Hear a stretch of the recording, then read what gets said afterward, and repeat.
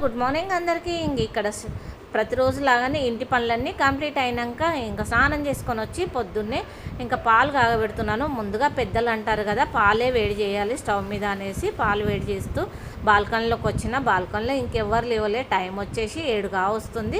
మా తొట్టిలో కాసిన 2 మందార పూలను చూసినా హ్యాపీగా అనిపించింది. తెంపలేదండి, వేరే పువ్వులు ఉంటే కొత్తవి నిన్న మార్కెట్ నుండి తెచ్చినాయి మార్చి పూజ చేసిండు మా ఆయన. ఇంకా నేను దేవుడికి మొక్కుకొని వచ్చి ఇక్కడ పాలు కాగిన తర్వాత చక్కెర చాకపత్త వేసి చాయ్ పెడుతున్నాను. ఈ మధ్య చాయ్ తాగుతున్నాను.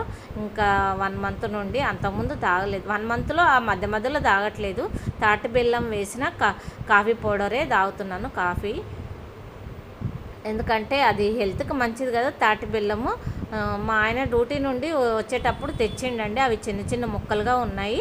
వాటిని ఒక ముక్క వేస్తే సరిపోతుంది. ఇంకా మా ఆయన పోసిచ్చిన తర్వాత కొంచెం చాయ్ నేను పోసుకున్నాను. ఆ లోపల ఒక స్టీల్ గిన్నెలో కొన్ని నీళ్ళు తీసుకొని రాగి జావ కోసము పెట్టానండి స్టవ్ మీద. అవి మసలు లోపల చాయ్ తాగుతాను.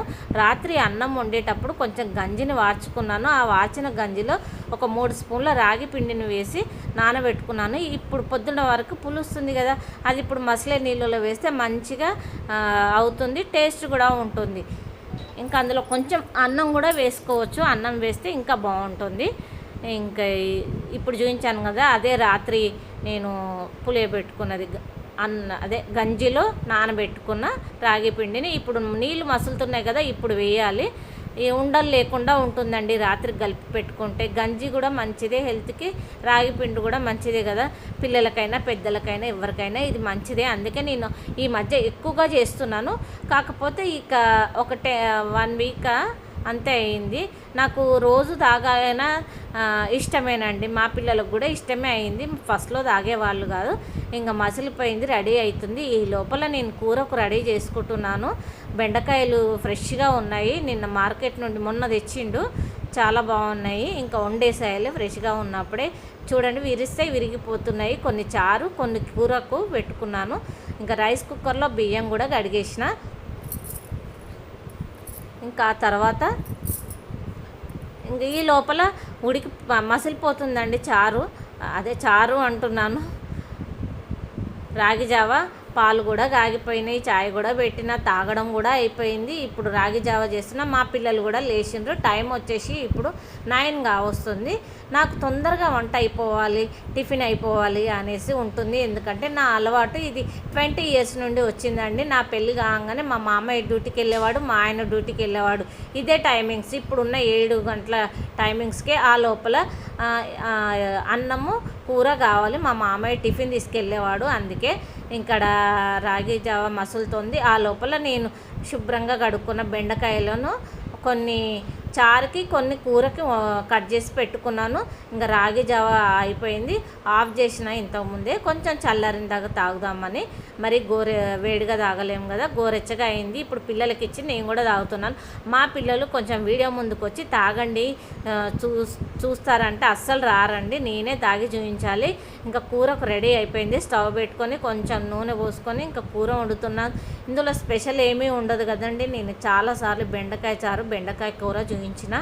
ఈజీగా కడాయి వేడెక్కిన తర్వాత నూనె పోసి తగినంత జీలకర్ర ఆవాలు వేసి ఉల్లిగడ్డలు వేసి బెండకాయలు కూడా వేగిన తర్వాత వేసి కొంచెం కరివేపాకు కూడా వేస్తాను. టేస్ట్ ఉంటుంది, ఫ్లేవరు, హెల్త్కి కూడా మంచిదే కదండి కరివేపాకు.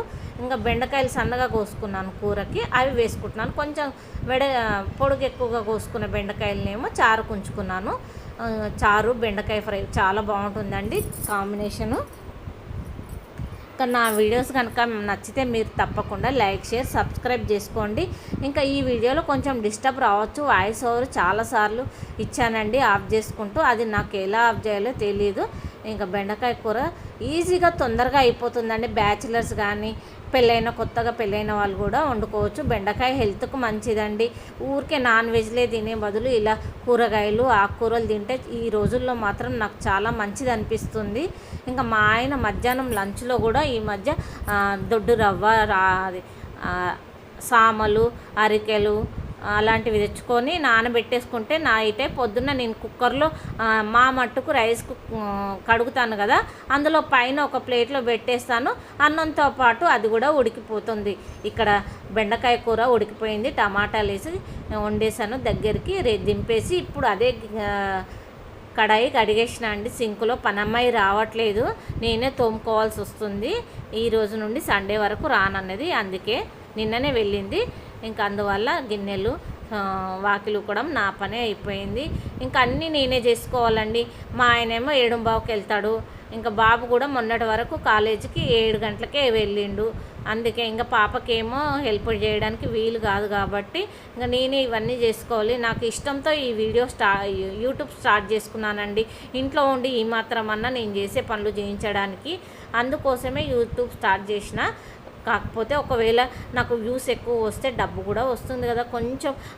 నేను ఇంట్లో ఉండి కూడా నా మట్టుకు నేను నా ఖర్చులకు తీసుకుందాం అనే ఉద్దేశంతో స్టార్ట్ చేసిన. కాకపోతే నాది 10 months అవుతుంది, ఇంతవరకు 1000 సబ్స్క్రైబర్ కాలేదు, మానిటైజేషన్ కూడా కాలేదండి. అసలు ఎందుకో నా వీడియోస్ నచ్చట్లేదో నాకు అర్థం కావట్లేదు. చూస్తున్నారు కొందరు, కానీ వ్యూస్ మాత్రం ఎక్కువ రావట్లేదు. ఒకసారి తప్పకుండా నా ఛానల్కి వెళ్ళి నా వీడియో చూడండి. నచ్చితే లైక్, షేర్, సబ్స్క్రైబ్ చేసుకోండి. ఇక్కడ చారు కూడా రెడీ అయిపోయింది. చింతపండు పులుసు కొంచెం పోసి వాటర్ ఎక్కువ పోసిన, తగినంత ఉప్పు కారం వేసిన చాలా బాగుంటుందండి.